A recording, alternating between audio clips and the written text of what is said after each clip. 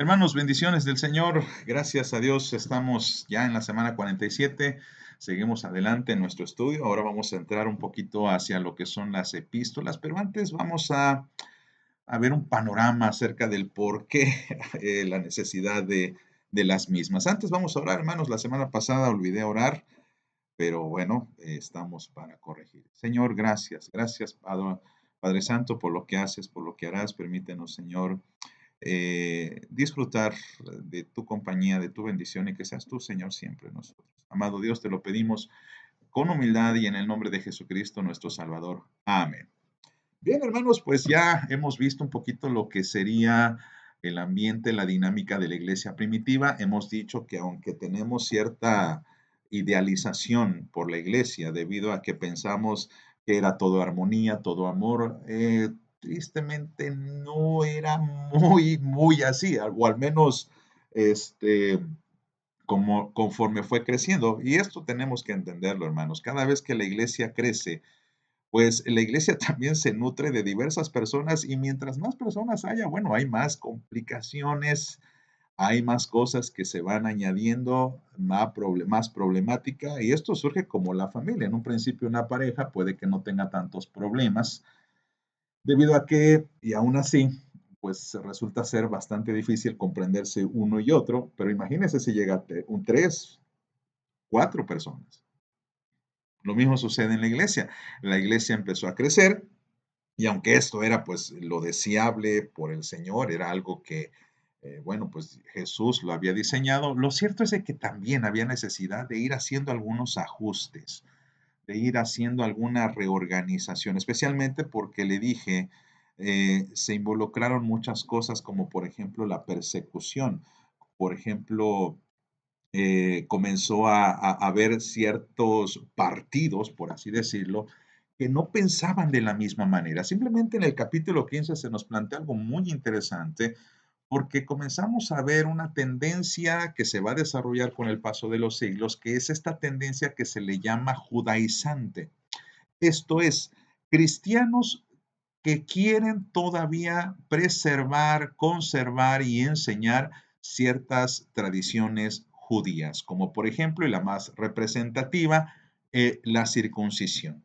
Entonces, había dentro de la misma iglesia cristianos que decían la circuncisión es necesaria y había otros que decían no, la circuncisión no es necesaria. Y aunque eventualmente ganó más el partido que decía que la circuncisión no era necesaria, aún así esto solamente es una pequeña prueba, un pequeño pellizquito de lo que va a ser en el futuro otras controversias que van a ir surgiendo a lo largo de los siglos, que van a ir surgiendo con diversas ópticas. Por ejemplo, Jesucristo, eh, hacia el siglo segundo, siglo tercero, comenzó la controversia de Jesús.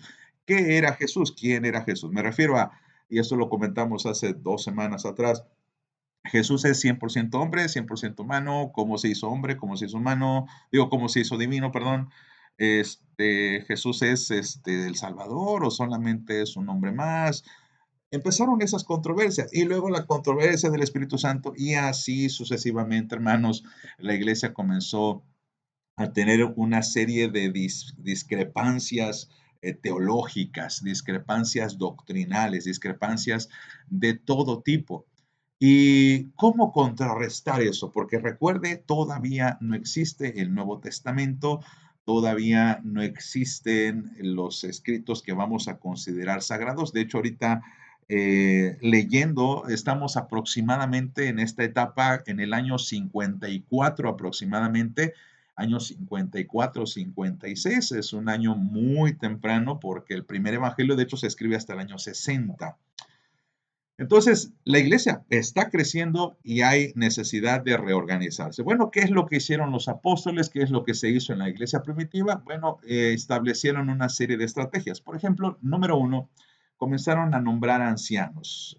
Y la palabra anciano, de hecho, también puede traducirse, o en algunos aspectos, es la palabra obispo. La palabra obispo significa supervisor.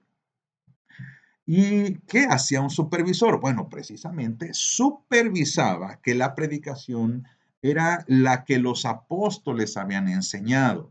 los obispos se encargaban no solamente de predicar en la iglesia, sino también, o en las iglesias, sino también de vigilar que todos aquellos que estuviesen predicando, todos aquellos que estuviesen siendo ordenados como ancianos, siguieran la línea que los apóstoles habían dejado. Poco a poco esto va matizándose hasta llegar a lo que nosotros conocemos incluso como el credo de los apóstoles, pero eso es otro tema. El punto es de que los ancianos, los obispos, comenzaron a tener cada vez más autoridad porque, obvio, los apóstoles que en ese momento ya eran 12 y de hecho ya hemos leído la muerte de Jacob, el hermano de Juan, son 11. Y bueno, también está ahí, por supuesto, el apóstol Pablo, pero él es un poquito como aparte y vamos a ver si podemos estudiar algo de él, pero con la cantidad y el número de apóstoles era insuficiente, porque si usted ve solamente en un mapa toda la región en la que la iglesia cristiana empezó a diseminarse, era imposible que los 13 apóstoles o los 11 apóstoles, los 12 apóstoles, pudieran abarcarlo todo y estar supervisando en un mundo en el que estaba limitado por la distancia, aunque gracias a Dios y el imperio romano que facilitaba las vías de comunicación y de viaje, pero aún así era insuficiente. La correspondencia no era tan ágil, los medios, por supuesto, no permitían una comunicación tan fluida, pero bueno, gracias a Dios se pudo resolver de alguna forma este problema gracias al nombramiento de ancianos. Otra estrategia que hicieron fue que comenzaron a formar una red de iglesias interconectadas en una central. Espero que pueda usted discernir lo que voy a decir a continuación. Pero bueno, para empezar tenemos que recordar que las iglesias en aquel momento no eran como las iglesias que hoy pensamos, es decir, templos donde se reúne una cantidad de 60, de 80, de 200, 300 personas. Las iglesias se referían más bien a hogares que congregaban un grupo de discípulos, que podían ser desde 5 personas, 10 personas, 8 personas. Esas eran las iglesias. Y las iglesias se reunían precisamente en estas casas. Cuando, por ejemplo, Pablo habla acerca de las iglesias de Galacia, por ejemplo, habla de las iglesias, los hogares que están en toda Galacia, se piensa que Galacia del Norte más o menos, aunque hay unos que piensan en el sur, para el caso quizá ahorita no importe tanto, pero están regadas por toda la ciudad de Galacia y muy pronto hubo la necesidad de establecer una especie de central, algo parecido a un presbiterio o probablemente una diócesis como los católicos usan o hacen. Es decir, una iglesia que podríamos decir es la iglesia madre, es la iglesia donde está el supervisor, el obispo, y este obispo supervisa a todas las iglesias que están alrededor. Con el paso de los siglos, los creyentes comenzaron a crecer aún más y hubo la necesidad de reunirse ya en espacios más apropiados y con el decreto de Constantino los cristianos comenzaron a hacer templos, pero eso no vino sino hasta el siglo tercero. Entonces, las iglesias comenzaron a organizarse así y había un obispo que era el responsable de todas estas iglesias pequeñas. Y hay registros históricos que dicen que una iglesia podía estar formada, como le dije, desde 5 personas, 10 personas, hasta 80 personas en una casa. Obviamente se pretendía que aquella casa que albergara a los creyentes, pues tuviese espacio suficiente. Por eso a veces aquí es donde resaltaron muchísimo creyentes de posición económica algo holgada para que podían ellos prestar sus domicilios para que la iglesia se reuniera. Pero otra estrategia que hicieron fue que surgieron los predicadores itinerantes. Esto también hubo ciertos reveses porque, por ejemplo, la carta de Juan nos habla acerca de que en Éfeso se empezaron a nombrar predicadores que venían avalados por los apóstoles para que predicasen y reafirmasen la doctrina. Pero desafortunadamente esto también trajo el hecho de que había una parte de creyentes que empezó a forjar sus propios predicadores y también ellos empezaron a sembrar doctrinas falsas. Es esto a lo que Pablo se refiere en el libro de Gálatas cuando habla acerca de aquellos que van trayendo un evangelio diferente.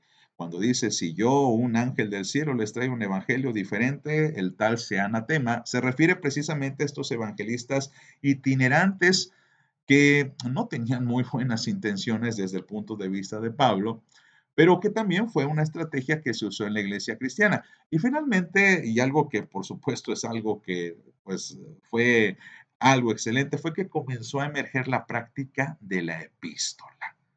Las epístolas, las cartas.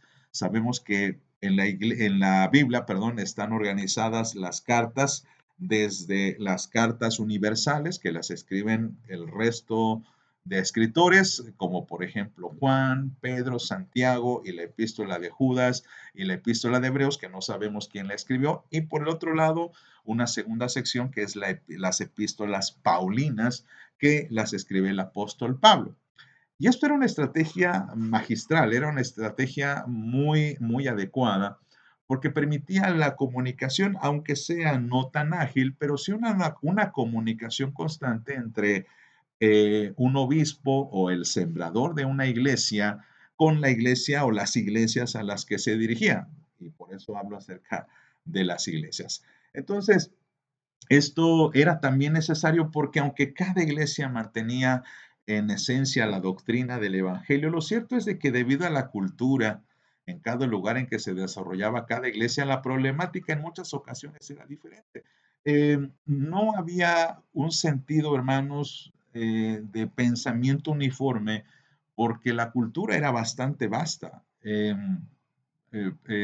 Hablemos, por ejemplo, de Asia Menor, donde se va desarrollando el pensamiento helenista o griego, y luego vienen los romanos y quieren imponer su cultura, y hay una mezcla muy interesante en algunas ocasiones, dependiendo de la ciudad y dependiendo de la influencia, es como la iglesia también tenía que responder. Entonces, no era sencillo, no era fácil, no era fácil. De hecho, por eso esta es una de las razones por las que se exalta muchísimo la persona de Pablo, porque sin duda es una persona extraordinaria, un hombre extraordinario, un hombre con una capacidad intelectual, cultural, por supuesto, una capacidad y discernimiento espiritual tan grande, porque él siendo judío, ciudadano romano, criado en Tarso y probablemente también educado en Jerusalén, como sostienen algunos teólogos, es capaz de comprender la cultura de muchas de las zonas que se van desarrollando, en las que se van desarrollando las iglesias, porque a diferencia de nosotros, hermanos, aquellos no eran tiempos globalizados. Por ejemplo, para nosotros es bastante quizá común que a pesar de que cambien algunas regiones en nuestro país, en esencia somos los mismos, comprendemos quizá las mismas palabras, pero también hasta eso hay ciertas divergencias. Por ejemplo, me simpatiza mucho cómo nosotros estamos en Veracruz y hay personas que, por ejemplo, son de Yucatán, con todo respeto lo digo, y hay palabras que dicen en Yucatán que nosotros no las entendemos y viceversa. Y ese choque cultural es simpático, pero puede aclararse. Ahora imagínese esto en un mundo en el que no existen medios de internet ni nada. Por lo tanto, era muy difícil que el Evangelio llegase a esas culturas y era muy difícil que el Evangelio se aplicase y que la gente pudiera vivir su cristianismo. Y esto es lo que hace que las cartas sean extraordinarias ideas para poder llevar a la iglesia y pastorearlas. Esto es lo que hace que las cartas sean una estrategia idónea, perdón, siendo Pablo el que pues las popularizó mayormente, aunque no fue, digamos, el único que las escribió. Y de hecho, las que aparecen en la Biblia tampoco son las únicas. Hay muchísimas epístolas, hermanos, de autores desconocidos, de personas que quizá en algún momento, cuando estemos en la gloria con nuestro Dios, vamos a conocer a los autores y que probablemente tampoco vamos a conocer muy bien su contenido porque pues son cartas que evidencian esta preocupación de pastoreo, de unidad, de necesidad de amor, necesidad de cuidado propio que pues las iglesias necesitaban. Y en ese particular salta Santiago o resalta Santiago porque es la primera de las epístolas del Nuevo Testamento. Se cree que se escribe hacia el año 50, un poquito antes del Concilio de Jerusalén, que está descrito ahí en el capítulo 15.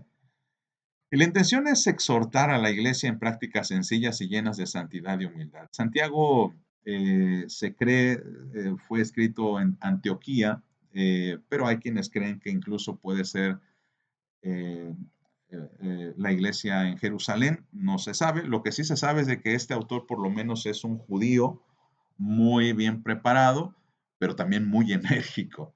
Y así, hermanos, pues vamos a adentrarnos en la próxima sesión en algunas de las epístolas de Pablo y vamos a hablar un poquito acerca de este hombre, porque creo que vale la pena que hablemos un poquito de quién es el apóstol Pablo y por qué decimos que es un hombre interesante y es un personaje que vale la pena, si no estudiar a profundidad, por lo menos tener algunas nociones respecto a él. Por lo pronto, hermanos, esto es lo que tenemos preparado para el día de hoy. Espero que haya sido de su interés. Y solamente me basta recordarle lo que es ya la próxima semana, semana 48.